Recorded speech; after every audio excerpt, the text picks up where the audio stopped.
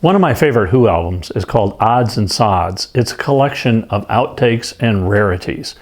But I'll save that album for a future Who episode, but borrow the title for this one. Because any record collection of any size always has records in it that are kind of odd, meaning maybe they didn't really catch on. And then there are the sods, which are like, why did I even buy that record? So that's what we're going to do. We're going to look at some of the odds and some of the sods. You ready to find out where they fall? Okay, let's drop the needle.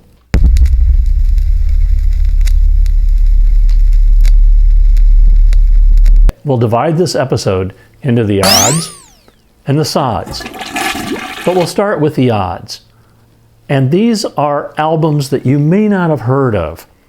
But after you listen to me talk about them, if you're interested, check them out. Check them out online or check them out at your local vinyl store. And frankly, some may be a little hard to find as most of them are out of print. Okay, let's pull a few of these that are good but never became hits. And we start with Dan Hicks and his Hot Licks. This was an odd band fronted by Daniel Ivan Hicks. Their music was an odd combination of genres that included swing, jazz, folk, and pop. Their songs usually contained some sort of humor, and I remember seeing them at the Troubadour in West LA in February 1971, the night that they recorded this album, Where's the Money? I like the songs Where's the Money, By Hook or By Crook, and This Is My Happy Home. The band broke up that same year, and Dan Hicks died in 2016 at the age of 74. Everybody knows about the Jimi Hendrix Experience, but my second album comes from a group that kind of came out of the Experience, and it's called Fat Mattress. The band was formed by Noel Redding, the bassist of the Jimi Hendrix Experience, in 1968, while he was still in Jimi's band. The idea was Noel would play bass with Jimi and do lead guitar and vocals with Fat Mattress. The first album, Fat Mattress, was released in 1969. The song Magic Forest was a minor hit, and I like She Came in the Morning and Walking Through a Garden. The next year, in early 1979, Noel had a falling out with the other members of the band and left. They recorded a second album called Fat Mattress 2, but it never really went anywhere. The next odd isn't really a band, but it is one of their albums.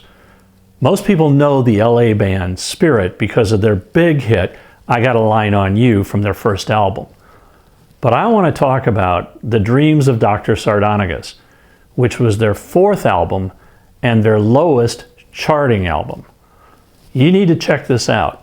It's really a great album, and as a side note, it was produced by David Briggs, who is best known for producing so many of the classic Neil Young records. I really like The Dreams of Dr. Sardonicus. Check out Nature's Way, Animal Zoo, Mr. Skin, and Morning Will Come. Now this next group is really odd. Lothar and the Hand People. They came out of Denver. Lothar was the name they gave to their theremin, a musical synthesizer type instrument that later became famous when the Beach Boys used it on Good Vibration. The theremin is played by waving your hands around a vertical rod on the instrument. So the band called the instrument Lothar, and since they were the musicians, they were the Hand People. They released two albums, Presenting, Lothar and the Hand People, and Space Hymn. Neither one was a success, even though on the radio, because Space Hymn was so trippy, I played it quite a lot. Now here's a little-known album by three well-known musicians.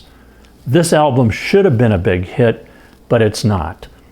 The musicians came off of the then very popular Paul Revere and the Raiders, and they're Mike Smitty Smith, the drummer, Drake Levine, the lead guitarist, and Phil Volk, the bassist.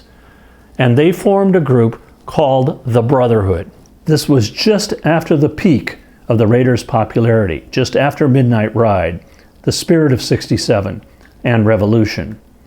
All great albums. But Smith, Volk, and Levine decided to quit and joined up with Roy Collins on organ and founded Brotherhood. This is their first album. With such a stellar lineup, it should have been a hit.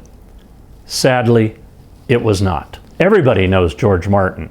He achieved worldwide success as the producer of the Beatles.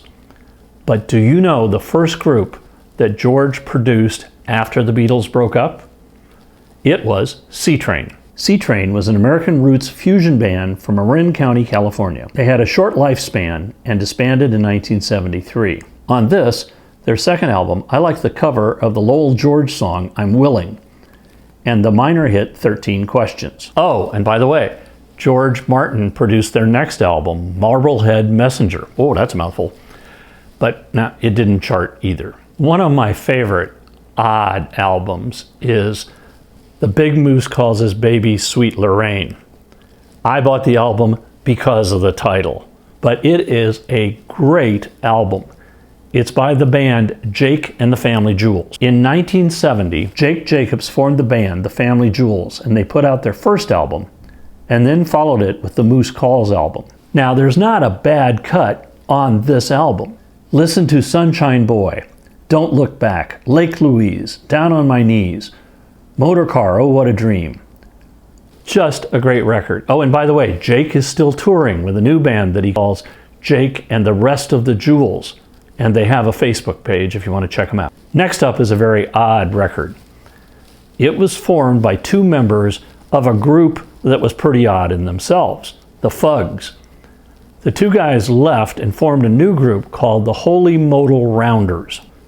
This album is called Good Taste is Timeless, and it was recorded in Nashville with Elvis's guitarist Scotty Moore and Pete Drake helping out. It's one of the band's most polished albums. If you listen to some of their early ones, yeah, they're a bit rough. But then listen to this one. There are some pretty good songs here. I particularly like Black Bottom, Living Off the Land, and of course, Boobs a Lot. Our next Odds album takes three superstars, a tremendous back catalog of songs, and somehow they produce a forgettable album. Denny Lane came out of the Moody Blues and was responsible for their big worldwide hit, Go Now. Then, of course, he teamed up with Paul and Linda McCartney and became Wings, and along the way recorded the very classic and wonderful album, Band on the Run. Paul had just bought Buddy Holly's publishing rights and all of the songs. So someone had the grand idea that it would be cool to record some of the lesser known Buddy Holly songs. And so that's how Holidays came to be. Now, it's a very, very low-tech album. You can hear the mistakes in it. And Paul has said in later interviews that that was on purpose. So it makes for kind of a rough album. I like Heartbeat, Rave On, It's So Easy, Listen to Me. Okay, and you know me, now we're going to have some sort of a Beatles connection.